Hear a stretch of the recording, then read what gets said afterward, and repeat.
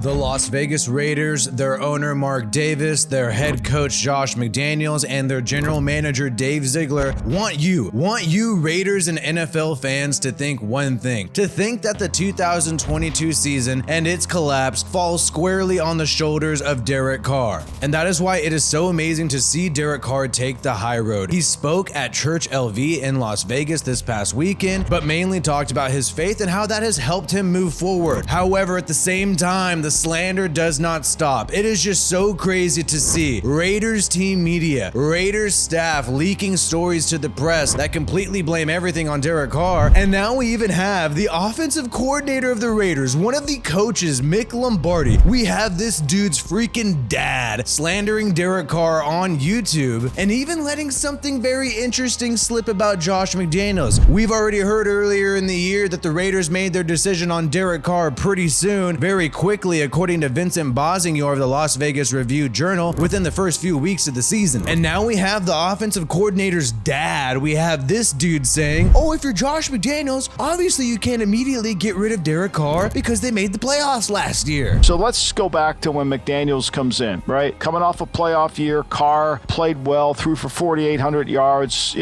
played well. So you come in. And we have documented all the way from the beginning of this season how it has seemed like Josh McDaniels never wanted Derek Carr, set him up for failure. He never had a shot anyways. We even have Vic Tafur of The Athletics saying that when the Raiders won 3 games in a row and when they won in overtime against Seattle, it widened the divide between the new regime and Carr because some play calls weren't carried out. The Raiders won the game anyway, but genius Josh McDaniels was upset that some of his play calls weren't carried out. If you've seen those play calls before, kind of glad they weren't carried out. And we even have Lombardi, the dad of the offensive coordinator, pretty much confirming this. Like, Josh McDaniels' hands were tied. If he would have gone out there and traded away Derek Carr immediately upon getting the Raiders head coaching job, fans would have been pissed. If McDaniels walks into the building and says, I want to get rid of Carr, I need a new quarterback, that's not a good look, right? That's what happened in Denver. Got rid of Jay Cutler, all of a sudden everything went upside down. I mean, we forget how it feels because it's been a whole year, but fans were emotional about Derek Carr. They loved the fact that he finally made the playoffs, even with all the adversity, the Gruden, the Henry Ruggs situation, the Damon Arnett situation. And it's funny that now we're moving on from Derek Carr, we're seeing the truth about all these things finally come out. But another thing that's happening is they're having to rewrite history, and you have Lombardi just straight up blaming Carr for the Rams game. Oh, that Rams game in which Carr threw the fewest pass attempts in his history as a quarterback. The fewest pass attempts in a single game in his history as a quarterback. The only time Carr has thrown less pass attempts than the Rams game this past year is when he's literally gotten injured and removed from the game. Now, is that because McDaniels can't call plays? I watched the tape. Like, I see guys open, I don't see the ball. I see Devontae Adams wide open for a first down. I see a pop fly down the middle of the field that's intercepted against the Rams. And so Lombardi's trying to trash Carr because he threw a pick in garbage time. That pick at the end of the game was literally the last play of the game, and it was practically over. There's no time left to come back. But that's what they're going to do. They want to rewrite history. They want to make sure that you believe Derek Carr is the problem because they got to get the fan base to support the team in 2023. Meanwhile, Derek Carr, rather than pushing back, rather than slandering these guys, rather than talking smack on them, he is completely taking the high road, and you saw that at his sermon this past weekend. You came up a little short. You think you can fix it yourself, and you think you're going to do it every single time, and you come up a little short, and I had to deal with that the past month. And you see him blame himself, and Derek Carr has done this his entire career, all the way back to Fresno State when he put up nearly 60 points against San Jose State, and he still blamed himself for the loss rather than blaming the defense or all the other people on the team. But it should never happen. My fault. Put the blame on me for the offense. You guys want to praise me when it's good. Heisman this and all this.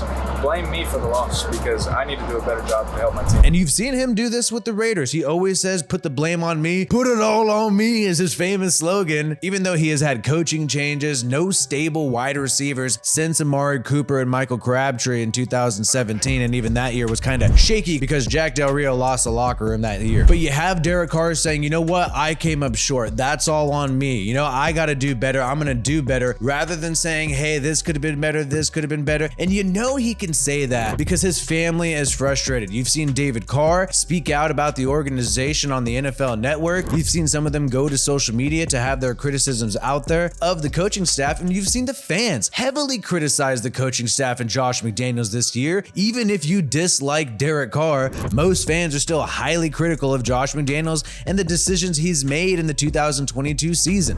But Derek Carr is trying to be a good, principled man, and he has deep faith in God. And so he's going to take the high road and not slander anybody. And he had him even criticize members of his family for trying to do this for him. It's easy to point the finger at other people. It's easy to blame others. Trust me, I had a lot of family members trying to do that for me. I'm not going to do that. I'm going to say I just can't wait to be better myself. And look, Derek Carr is smart. He's smart. He knows there are some fans out there who are never going to like him, no matter what you show on film, no matter what you show in the stat book, no matter what. They're never going to like the guy. And there are some people who are going to believe that he was the problem for 2022. They've heard the Josh McDaniels propaganda and they think, oh, genius Josh is great, not Derek Carr. He's the problem. Yay, we need Brady. And those people Derek Carr is never going to convince with what he says. And obviously you have the majority of fans who may not even like Derek Carr that much, but still don't put all the blame on him for 2022 and put much more on the coaching staff. But Derek Carr knows he's not going to change any minds and people are going to think what they think. And the best thing that he could do to possibly change any minds and to possibly continue to build on his legacy is just to block out all the noise, say nothing about the past, and try to move forward and try to put together one of your best seasons in your career next year with your new team. And he's not going to be able to accomplish that by talking crap on Genius Josh, because even somebody like me who's a fan of Derek Carr and felt like he's been wrong this season, I am here wanting to see him call things out, right? I get excited when some people in his family seem to be critical of the Raiders, but really that's not the healthy way to go, and it's not the responsible way to go. And he talked more about taking responsibility for what happened and how his faith has helped him reconcile this harsh divorce between him and the Raiders, straight up. I could have done more. I really wish that,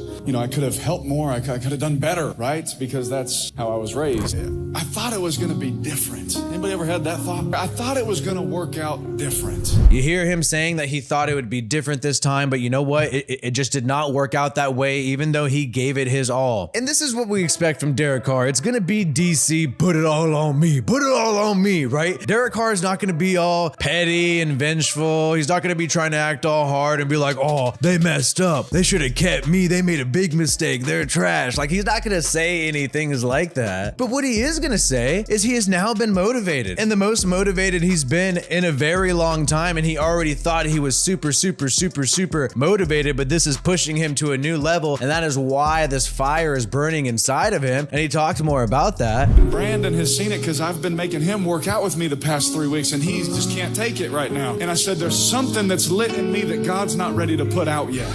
Because even though he took the high road and whatnot, he still let some things slip. He had this thing in the middle of an analogy. He talked about, oh, why'd you throw the ball over there? Oh, because he ran the wrong route. Why would he ever throw it there? It's because dude ran the wrong route. That's why. No, I'm kidding. That's all my fault. I messed up. And we have seen Derek Carr be frustrated with some route running at times. Who knows the origin of the miscommunication? You just wonder if there's more there. And obviously he's not going to say it. I mean, he's doing sermons. It's just really not his MO, and it doesn't fit with what he's going to do in the future to try to talk crap on Josh McDaniels, the Raiders, or Mark Davis, even if you've seen some family members be frustrated with them. And so Derek Carr appears to be moving on, but we don't necessarily know that means he's going to be in good graces with Josh McDaniels and Mark Davis and Dave Ziegler. We still do not know if he will cooperate with the trade. In my opinion, he has absolutely no incentive to. The only thing he'll be doing is hurting his team and hurting their draft capital and making it much harder for him to even win a Super Bowl if he does go through with the trade with the Raiders. But either way, this is going to go down as a historic decision for the Las Vegas Raiders. Only time will tell if this was the right choice to make. If the Raiders go out and win a Super Bowl, even all the people who are upset about Derek Carr right now are going to forget about it and they're going to move on. Besides WiFiWillie, I never move on. But ultimately, after Tom Brady hoists that Lombardi trophy in Vegas, there will also be a new chapter for the Raiders with a new quarterback. And so either way, these next 2 seasons for the Raiders are going to be a complete roller coaster, and I cannot wait to see what happens. We'll keep you up to date on everything happening with the Raiders. Make sure you like this video if you are still watching right now, and subscribe to this channel so we can continue to build this channel and produce more content. My name is WiFiWillie. Peace out, and I hope you have a good one.